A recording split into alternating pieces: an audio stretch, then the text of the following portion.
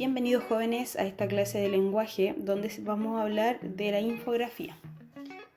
Antes de comenzar con este video me gustaría decirles que pretendo que este video sea lo más interactivo posible, por eso les voy a pedir que antes de comenzar cualquier cosa tengan a mano su lápiz pasta, su corrector, su cuaderno de lenguaje y un destacador. Lo que vamos a aprender específicamente el día de hoy, que va a ser nuestro objetivo de la clase, es crear una infografía en base al libro de lectura mensual. Para eso vamos a activar nuestros aprendizajes previos y les voy a pedir que en su cuaderno respondan dos preguntas. La primera pregunta es: ¿qué es un texto informativo? Y la segunda: ¿qué elementos se utilizan para complementar un texto informativo? Van a poner en pausa el video y van a responder en sus cuadernos. Ahora que ya respondieron las preguntas, y espero que haya sido así para que esto tenga sentido, vamos a ir revisando estas preguntas. La primera pregunta era ¿qué era un texto informativo? Y ustedes lo que debieron haber respondido, o similar a lo que deberían tener como respuesta: el texto informativo es aquella producción de contenido que permita al lector obtener información sobre un acontecimiento actual o pasado o cualquier otro asunto o tema percibido en periódicos, enciclopedias, revistas, etc. Ya, un texto informativo nosotros hemos visto en clase muchas veces un texto informativo, y es aquel que, como dice su nombre, informa al lector acerca de un tema en específico. Ya el texto informativo, la característica principal que tiene es que es de carácter objetivo. Yo les he repetido bastantes veces este mismo ejemplo, pero lo que es objetivo, cuando hablamos de algo objetivo nos referimos a algo que se puede comprobar. Ya no necesariamente algo tangible, pero sí algo que se puede comprobar. Por ejemplo, decir que su profesora es mujer. Ya eso se puede comprobar mediante, no sé, la revisión de mi carnet de identidad, ¿ya? Y eso sería un hecho objetivo. Ahora, lo subjetivo tiene que ver con algo que corresponde a una opinión. Por ejemplo, decir que la profesora de lenguaje es simpática correspondería a una opinión, porque puede que una persona lo piense como puede que otra no, y las dos serían una realidad. ¿Ya? Sería una realidad porque corresponden a una opinión, algo que nosotros no podemos comprobar y va a depender del punto de vista que lo veamos. La siguiente pregunta era ¿qué elementos se utilizan para complementar un texto informativo? La respuesta que ustedes deberían haber dado es: los elementos que pueden complementar un texto informativo son tablas, gráficos, mapas, entre otros. Ya, cuando nosotros leemos un texto informativo podemos darnos cuenta que por lo general viene con algo para complementar. Complementar significa un elemento que va a ayudar a enriquecer mi texto. Muchas veces los textos pueden venir con una tabla, ya que da información y que la ordena, o con un gráfico que nos muestra datos, o con un mapa ya demostrándonos quizás dónde está la ubicación de algo, o puede ser otro como incluso fotografías o cualquier otro elemento que el autor considere necesario. Ahora vamos a continuar con lo que es la parte conceptual de esta clase, que es saber qué es lo que es la infografía. Hace unos días atrás yo les mostré, les di una presentación PowerPoint que ustedes tenían que copiar, donde se mostraba esta misma información, pero ahora la voy a leer y también la voy a ir complementando con una explicación propia. Ahora, ¿qué es la infografía? Es un diseño gráfico en el que se combinan textos y elementos visuales con el fin de comunicar información precisa sobre variadas temáticas científicas, deportivas, culturales, literarias, etc. Este recurso aproxima al lector a los elementos, ideas o acontecimientos más importantes de un determinado tema, como dónde ocurrió, cómo se llevó a cabo, cuáles son sus características, en qué consiste el proceso, cuáles son las cifras, etc. Podríamos decir entonces que una infografía es una forma visual de ofrecer información, y ahí es mucho más fácil de digerir ya por el lector. ¿A qué me refiero con digerir? Me refiero a que es mucho más fácil de entender, porque muestra muchos elementos gráficos y textuales, ¿ya? Y se van complementando entre ambos para poder hacer una explicación más acabada del tema. Ahora bien, ustedes saben que actualmente nosotros estamos pasando por una emergencia sanitaria que tiene que ver con el coronavirus o COVID-19. A raíz de esto se han popularizado a través de redes sociales bastantes infografías. Y ahí les puse aquí dos ejemplos. Una tiene que ver con la explicación con una explicación respecto a este virus, y el otro tiene que ver con una infografía de prevención. ya que nos muestra qué cosas nosotros deberíamos hacer para prevenir contagiarnos esto. La primera infografía que explica lo del COVID-19 es del gobierno de México y la segunda es de España, ¿ya? Le puse dos de diferentes para que sepan que esto, bueno, ustedes lo que yo supongo que lo saben, que es que esto ha tenido impacto a nivel mundial y por lo tanto es muy bueno que nosotros nos informemos al respecto. Entonces, por eso ha sido muy usada el tema de la infografía, para hacerlo más cercano. Si se fijan en esta infografía, ya tiene, la primera, por ejemplo, tiene un mapa, tiene imágenes que nos van mostrando los síntomas y más abajo también nos da algunas sugerencias de cómo prevenir enfermarnos. Ya también, y más abajo pueden ver los créditos que tiene, los créditos o de dónde sale, quién hizo esta infografía. ¿Ya? Y en la segunda también tiene imágenes, también tiene en este caso, no tiene, tiene una explicación, tiene una especie de texto instructivo donde nos va mostrando cómo deberíamos lavarnos las manos correctamente. ¿Ya? Y si se fijan, ambos tienen una gama de colores específica, ¿ya? Y eso también se hace para hacerlo más amigable visualmente para el lector. Vamos a ver entonces lo que es la estructura de la infografía. Primero tenemos lo que es el titular, que resume la información visual y textual que presenta la infografía. Es directo, breve y expreso. El texto proporciona al lector en forma breve toda la explicación necesaria para comprender lo que la imagen no puede expresar. El cuerpo contiene información visual que puede presentarse a través de gráficos, mapas, cuadros estadísticos, diagramas, imágenes, tablas, etc. Dentro de la información visual siempre hay una imagen central que prevalece por su ubicación o tamaño sobre las demás y de la cual se desprenden otros gráficos o textos. Fuente.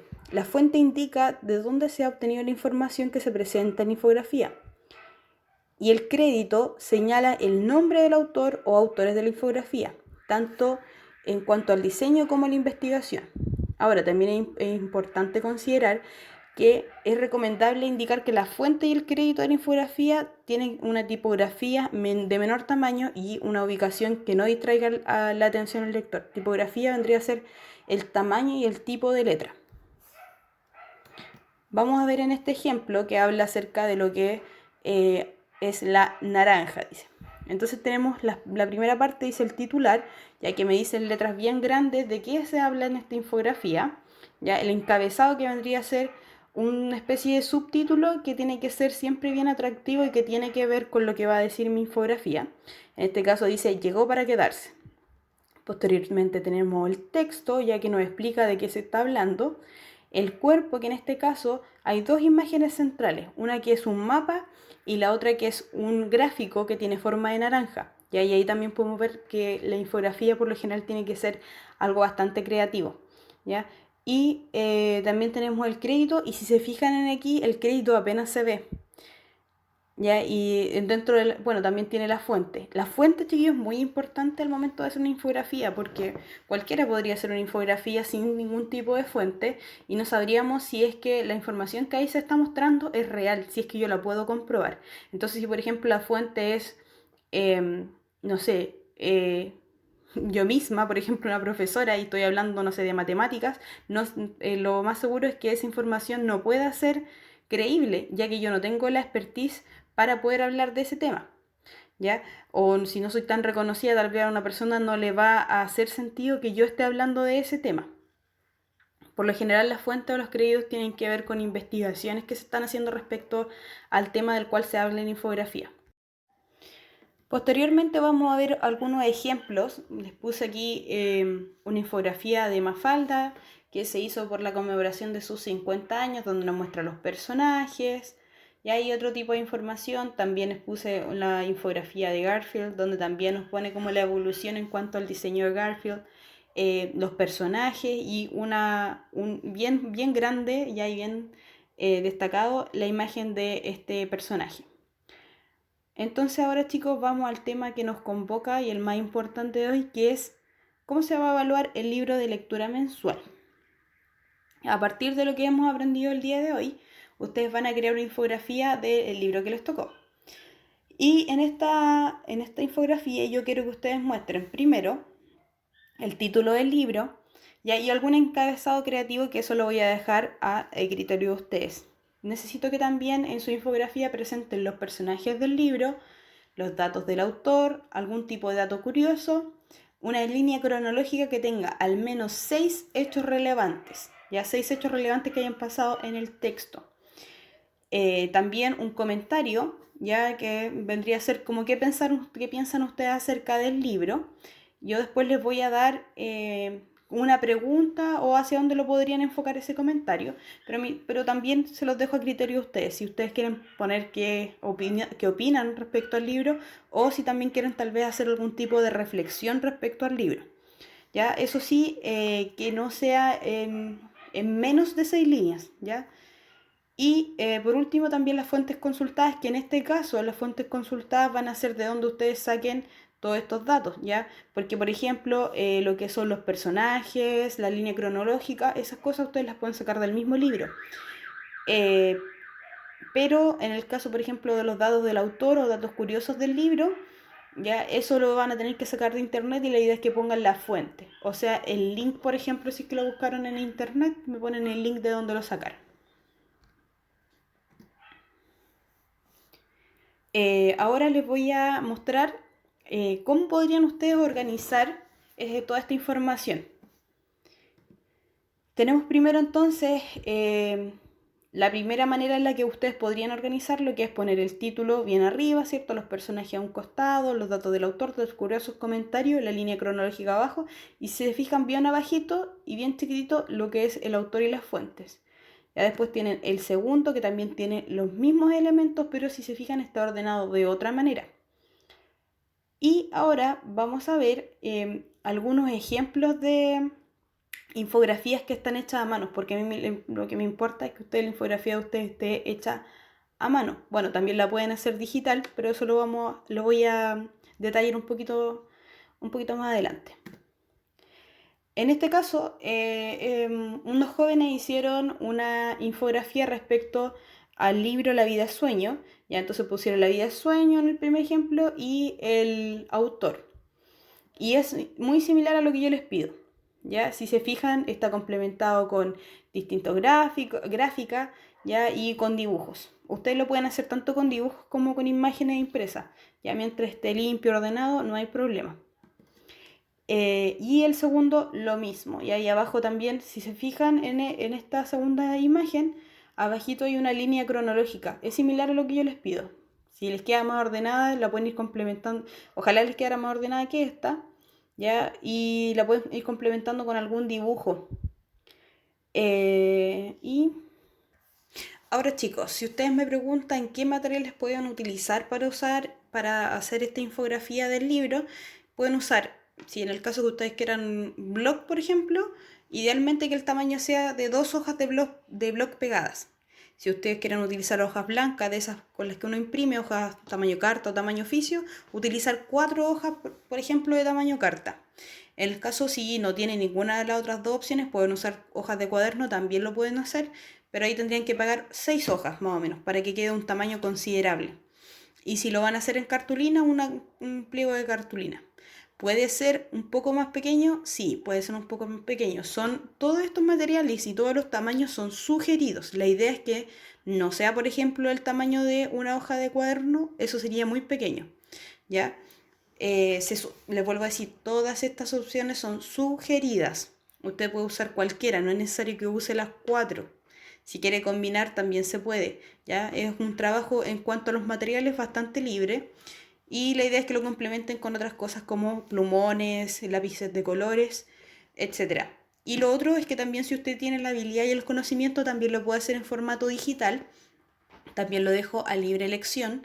Ya, si usted tiene la habilidad, las competencias o tiene alguien que le pueda ayudar a realizar este trabajo en manera digital, lo puede hacer y me lo envía. Con respecto a la pauta con la que yo los voy a evaluar, se las voy a enviar directamente a ustedes. Chicos, si tienen alguna duda, alguna consulta, si algo no quedó claro, me pueden hacer comentarios abajito del video y yo les voy a responder lo antes posible, o me pueden preguntar directamente a mi WhatsApp. Espero que les haya gustado esta clase, que les sirva. Y si les gustó la modalidad, me dicen y podemos seguir utilizándola durante el tiempo que necesitemos usar esta modalidad de clase online. Espero que estén muy bien, cuídense mucho y no salgan de sus casas. Hasta luego.